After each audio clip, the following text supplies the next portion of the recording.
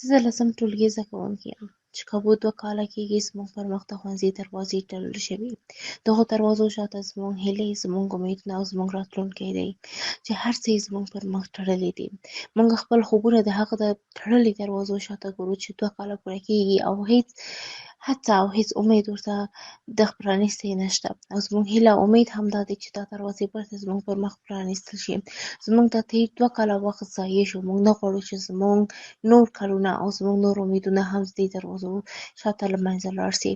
دا د هغې زده کوونکي غږ دی چې له تېرو 660 ورځو راهیسې ښوونځي ته نه ده تللې.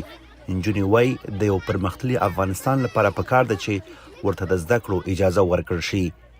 د بشري حقوقو 13 شبکو او 344 مدني فعالانو، معترضانو، خبريالانو او زده کوونکو په پرانیستي لیک کې له ملګرو ملتونو غوښتي چې د نجونو د زده کړو او د ښوونځیو پرانیستلو لپاره پر طالبانو دیپلماتیک فشار زیات کړي.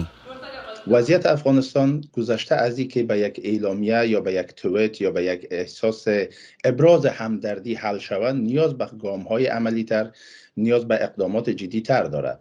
درست است، ما او را قدر می‌کنیم که او هم در حمایت هست، ولی آنچه که مهم است باید فشارهای بیشتر دیپلماتیک بالای طالب‌ها وضع شود، بالای حامیان از اونها وضع شود، بالای کشورها وضع شود که حمایت میکنند گروه طالبه و همچنان یک راه حل منطقی بیرون شود.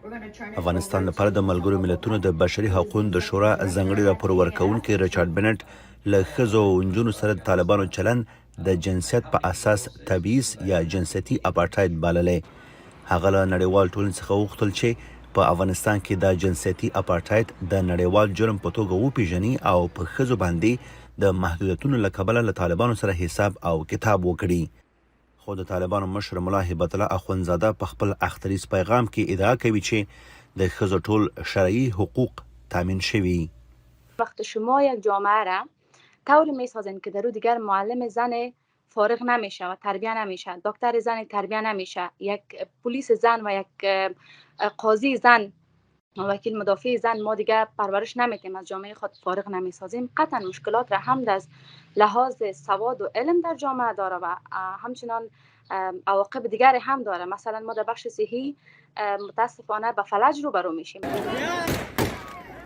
طالبانو په 2020 کال کې د اگست په میاشت کې واک ته د رسیدو وروسته په پرلهپسې ډول په نجونو او ښځو باندې محدودیتونه لګولي دي. په نادولتي مؤسسو کې هم د میرمنو پر کار بندیز لګولی دی. د لنډو اقداماتو موندلو په موخه له چارواکو سره په خبرو بوخت یو چې یوې هوکړې ته ورسیږو. په ځینو ځایونو کې دا اړینه ده چې میرمنې بیرته کار ته وګرځي.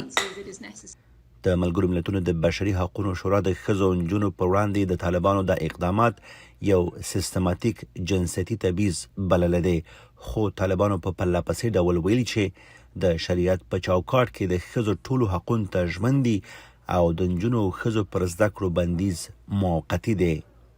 وحید فیضي، د امریکا غږ، واشنګټن.